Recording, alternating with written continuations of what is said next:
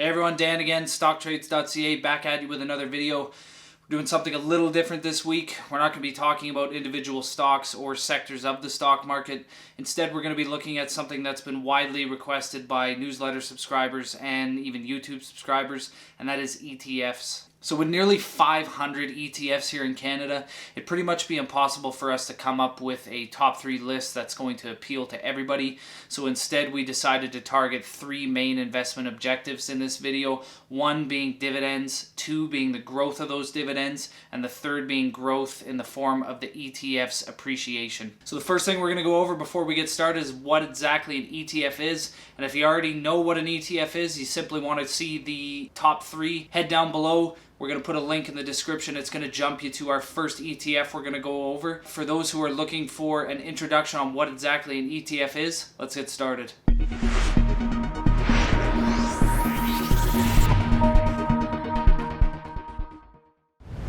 So quick explanation on ETFs, or exchange traded funds, before we get started. And by quick, I do mean quick. If you want a full description, I'll leave a link in the description below to an article on our website which explains them a little more in detail, but essentially an ETF is a basket of stocks or securities. And what they hope to achieve is to give an investor broader exposure rather than picking individual stocks.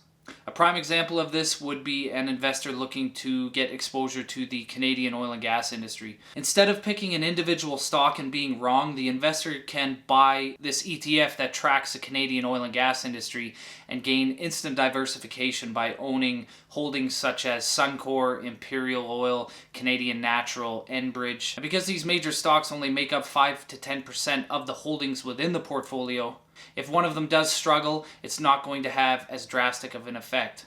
Investors can even take it a step further by purchasing ETFs that track a whole index. There's ETFs that track thousands of stocks and have thousands of holdings here in Canada and the US.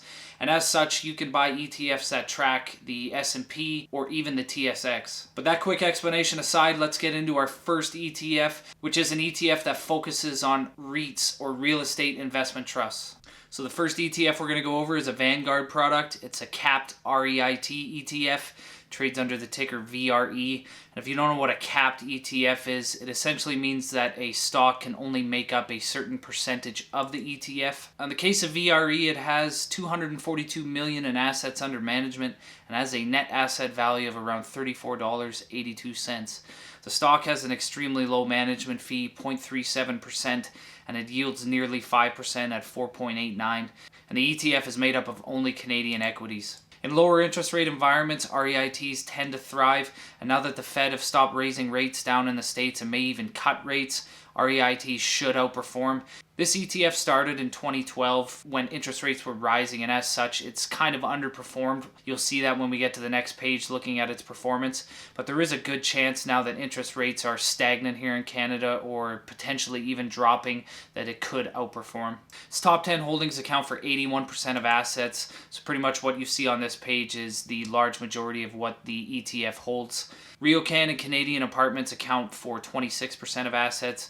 So it is heavily weighted towards these two, making up over a quarter of the ETF. So as for the performance of the ETF, we took $10,000 and simulated the returns since the ETF's inception and compared it against the index. The orange would be the ETF and the blue being the TSX.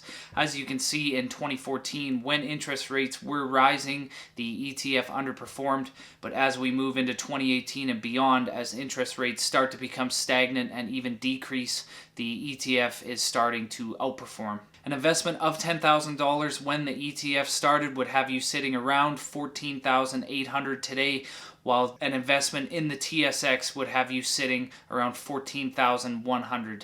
If you're looking for a high-yielding ETF and one that could take advantage of current economic conditions, VRE is definitely one you'll want to have a look at. But let's move on to our next ETF, which is primarily focused on dividend growth. But it also provides a defensive position in times of volatility, and we'll dig into why a little bit later on. And that is the Canadian Dividend Aristocrats ETF, CDZ. In terms of sector, it's diversified. It contains any of the Canadian Dividend Aristocrats, which are Canadian companies that have raised dividends for 5 or more years in a row. It has assets under management of around $923 million and a net asset value of around $28.55. Its management fee is a little bit higher at 0.66 and it yields around 3.84%. So this is the only ETF that tracks the Canadian dividend aristocrats. Dividend growth investing is a very popular strategy, and this is the only ETF that focuses on companies that strive for dividend growth. This ETF is very well diversified. Its top 10 holdings account for only 26% of the ETF's assets. Its number one holding is TransAlta Renewables, followed by Exchange Income Corp. And as you can see here, the percent of net assets, they're very low. There's no single stock in this ETF that accounts for more than 4% of assets. So in terms of performance from the Aristocrat ETF, you can tell here that it fairly consistently outperforms the TSX. There's only one short period, probably in 2011 or 2012, that it didn't. $10,000 invested 10 years ago in this ETF would be yielding you around $15,920 today, while the TSX would have yielded you around $15,350. So it has outperformed the TSX over the last 10 years, and it is a great option for those looking for dividend growth. Let's get into our last ETF, and this is one that poses substantially more risk, but has provided exponentially higher returns. So we got a very promising ETF coming up here next, but I just wanted to pause the video for a second, ask if you like the video, head down below, subscribe to the channel, like the video. We love the support. The amount of subscribers we've gained in the first month of this channel has been nothing short of amazing, and we're definitely going to be providing way more videos in the future, so you're not going to want to miss out. But let's get to our last ETF, which is a tech ETF that is almost triple the returns of the TSX. So last but certainly not least, we have XIT, which is a capped tech ETF. Primarily focused on stocks in the information technology sector. It has assets under management of $256 million and has a net asset value of around $30.53. Because of the growth the ETF has achieved in the last while, it's trading at a premium to its net asset value, and we'll speak more on its performance very quickly here. It has a management expense ratio of around 0.61%. It is expensive, especially compared to our REIT ETF, and it does not pay a dividend. So this is the top ETF for growth. The IT sector has outperformed the TSX by a significant margin over the past 3, 5, and 10-year time frame, and its top 10 holdings are highly concentrated in 4 stocks, which would be Shopify, CGI Group, Constellation Software, and OpenText.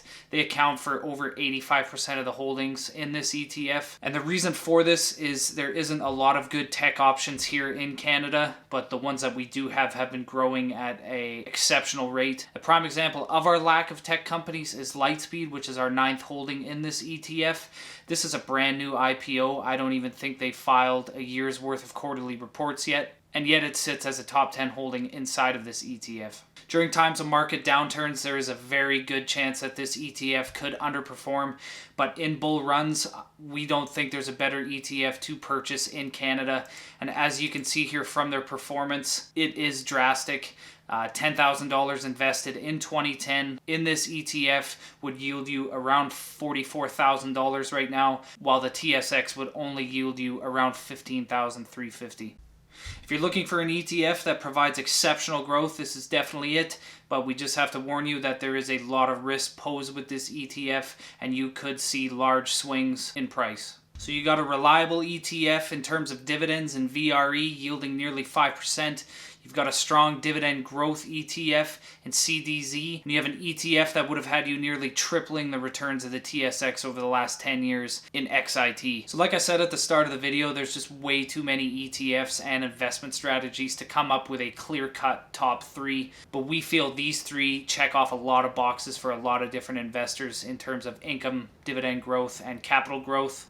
But if you feel we missed one, feel free to comment below, and like I said in the break, like the channel, subscribe to the channel. We'd love the support, and keep an eye out for our video next week.